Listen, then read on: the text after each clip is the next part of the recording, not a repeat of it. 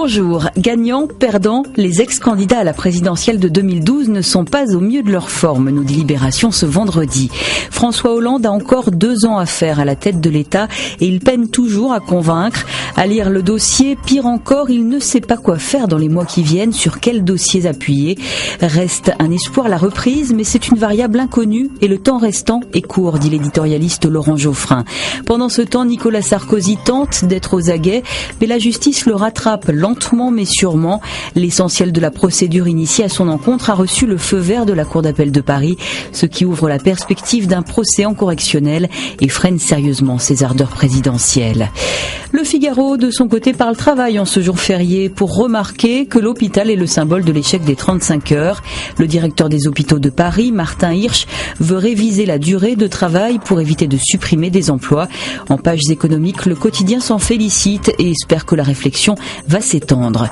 En ce 8 mai, le Parisien aujourd'hui en France a décidé de rendre hommage à ceux qui se sont battus pour la liberté durant la Seconde Guerre mondiale dans la Résistance et grâce à qui la France a sa place parmi les vainqueurs. Il faut un sacré courage pour dire non, explique le journal, avec la probabilité de mourir. Ils nous ont laissé en héritage la liberté. Quelques portraits de ces hommes et de ces femmes sont dressés ici. Si vous ouvrez la presse hebdomadaire ce week-end, Courrier International vous propose une enquête et des reportages sur la guerre secrète d'Obama. Sans pilote ni tireur à vue, sa nouvelle arme, ce sont les drones.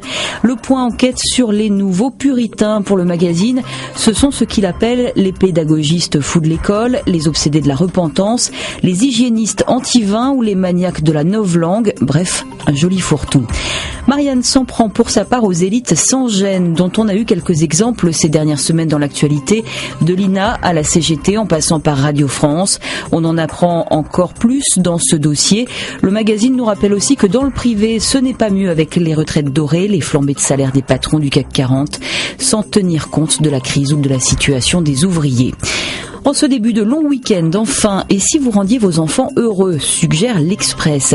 Parmi les conseils donnés, partagez vos connaissances, bannir les humiliations ou les menaces, dialoguer et suivre son instinct de parent. À ce propos, rendre les enfants heureux, cela passe aussi par ne pas détruire la planète. Voici dans le Figaro une photo du crapaud doré, porté disparu depuis 1989. Le réchauffement climatique accélère l'extinction des espèces. Il devrait mettre en danger jusqu'à 8% des lignées animales sur toute la planète. Voilà de quoi réfléchir pendant cette fin de semaine. Bonne lecture, bon week-end.